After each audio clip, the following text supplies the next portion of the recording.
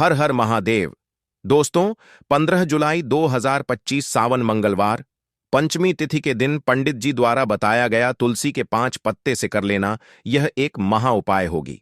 हर मनोकामना पूरी मिलेगी, सभी दोषों से मुक्ति, इतना धन आएगा कि संभाले नहीं संभलेगा। भगवान बजरंग बली जी के आशीर्वाद से पूरे साल धन बरसता रहेगा। दोस्तों, जैसा कि आप सभी लोग जानते हैं कि 15 जुलाई को सावन मंगलवार पंचमी तिथि पड़ रहा है, इसीलिए यह दिन बहुत ही खास है। क्योंकि देखिए दोस्तों, गुरु जी ने कहा है कि जब भी सावन मंगलवार पंचमी तिथि पड़े तो आपको सिर्फ और सिर्फ तुलसी के 5 पत्ते वाला उपाय करना चाहिए।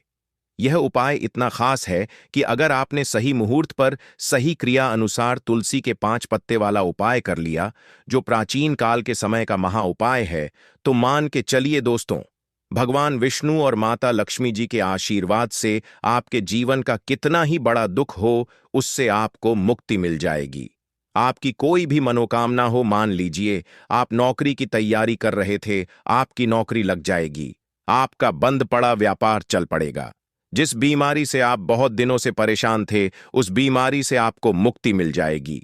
आपके जीवन में धन आना शुरू हो जाएगा। आपके जीवन में धन आने के सारे रास्ते खुल जाएंगे और मान के चलिए दोस्तों, फिर आपको किसी भी प्रकार की परेशानी का सामना नहीं करना पड़ेगा।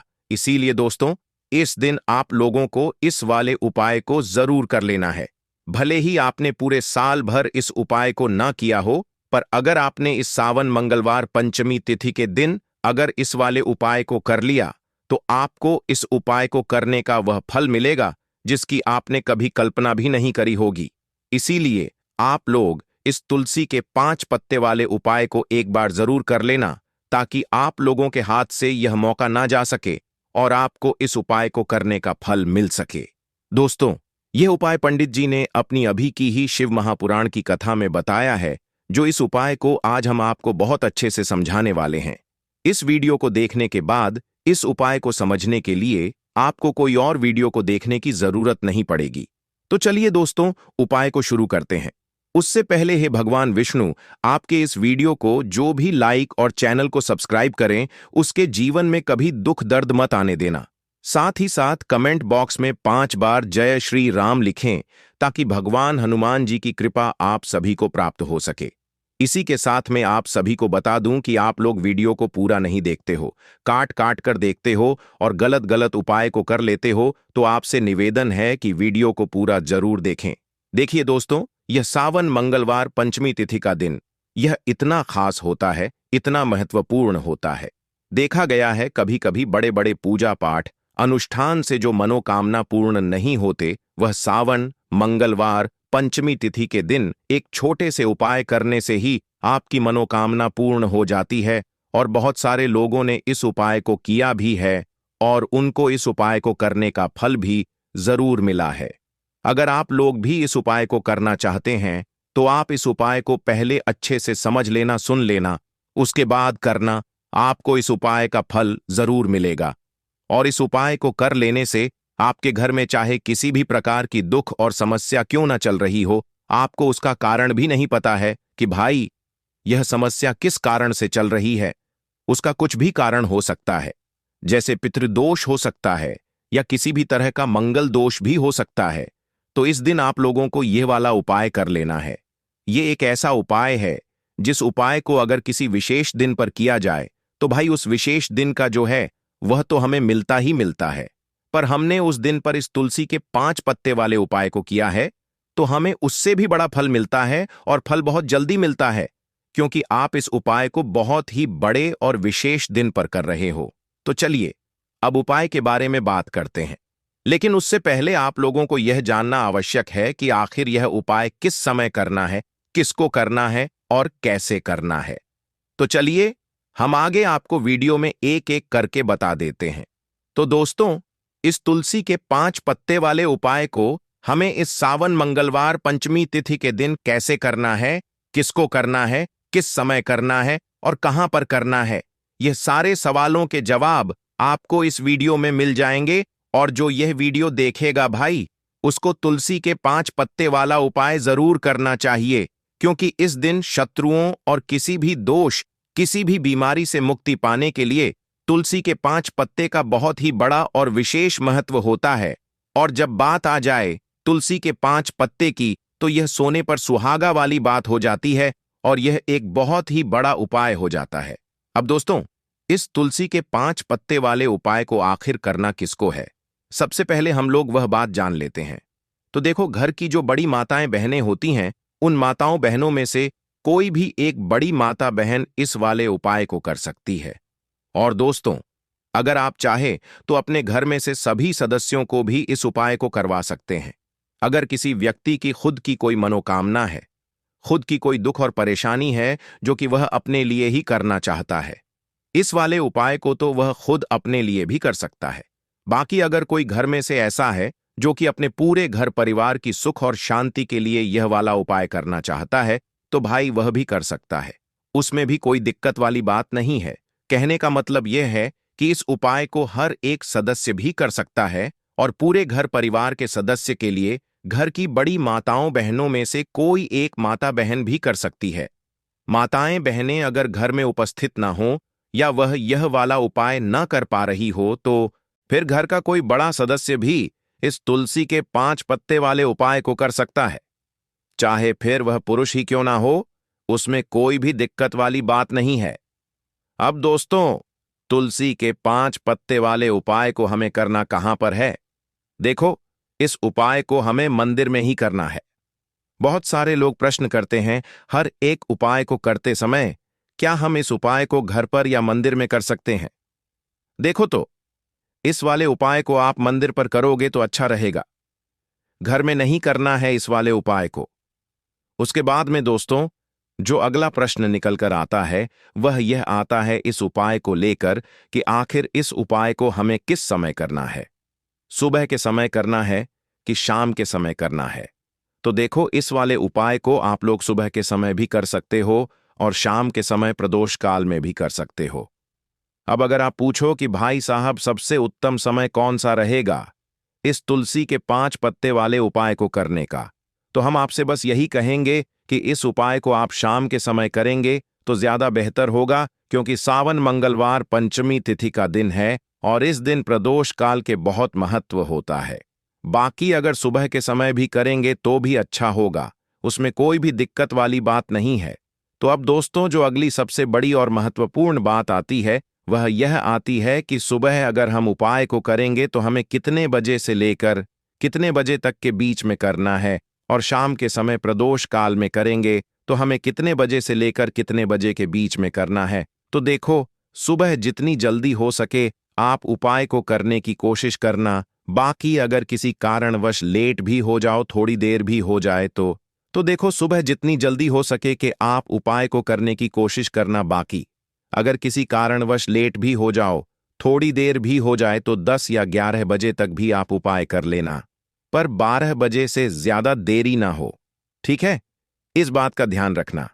उसके बाद में दोस्तों, अगर शाम के समय प्रदोष काल की बात करें, प्रदोष काल का जो समय है होता है वह शाम के 6 बजे से शुरू हो जाता है।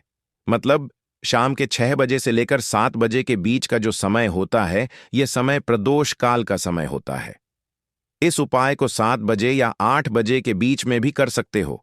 मतलब शाम के 6 बजे से रात 8 बजे के बीच में आप कभी भी इस वाले उपाय को कर सकते हो, उसमें कोई भी दिक्कत वाली बात नहीं है। परंतु 15 जुलाई सावन मंगलवार पंचमी तिथि के दिन कोशिश करना कि समय के अंतर्गत ही कर लो।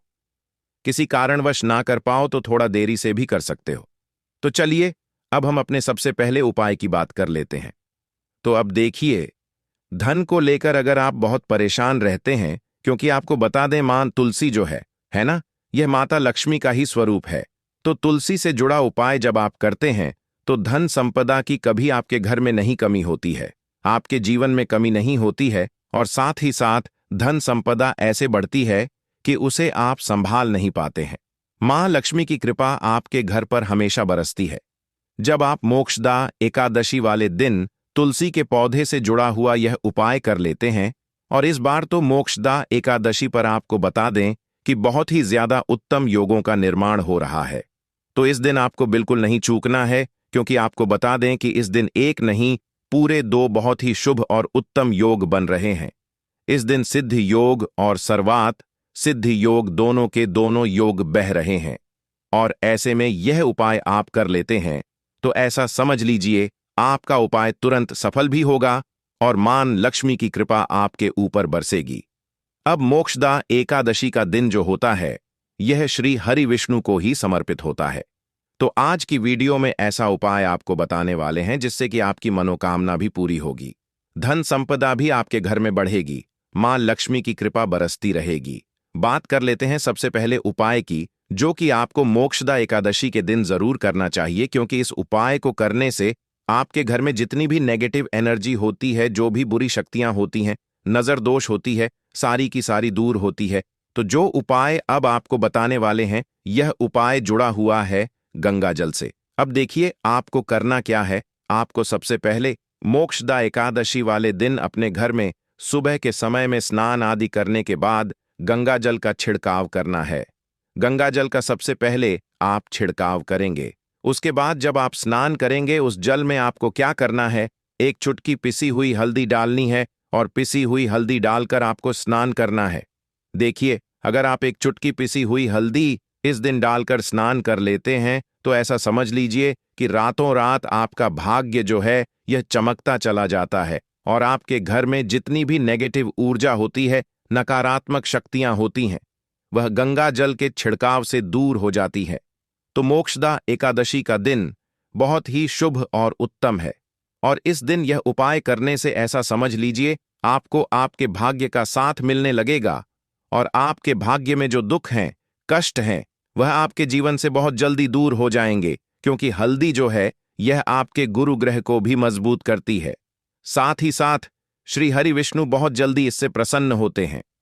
तो पहले उपाय की बात कर ली, जो कि आपके घर से नेगेटिव ऊर्जा को दूर करेगा, नकारात्मक शक्ति को दूर करेगा, बुरी शक्तियों को दूर करेगा। साथ ही साथ नजर दोष अगर घर को लगी है, किसी व्यक्ति को लगी है, वह भी दूर हो जाएगी और धन संपदा आपके घर में बढ़ती चली जाती है। जब इस उपाय को आप करते हैं आपके भाग्य का भी आपको पूरा पूरा साथ मिलता है। अब बात कर लेते हैं अपने दूसरे उपाय की। तुलसी के पौधे में कौन सी वह चीज आपको रखनी है जिसके बाद आपके घर में धन की वर्षा भी होगी और अष्ट लक्ष्मी का आपके घर में वास होगा।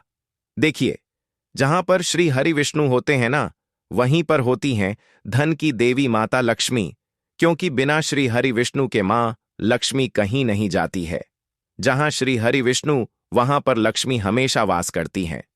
अब आपको बता दें कि जो श्री हरि विष्णु है इन्हें तुलसी मैया बहुत प्रिय है और तुलसी मैया से जुड़ा हुआ कोई भी उपाय आप करते हैं तो ऐसा समझ लीजिए कि तुरंत के तुरंत आपसे श्री हरि विष्णु प्रसन्न हो जाते हैं और आपके जीवन के कष्टों को, दुखों को दूर करते हैं और आपके घर में सुख समृद्धि भी बढ़ती है और धन की वृद्धि भी होती है।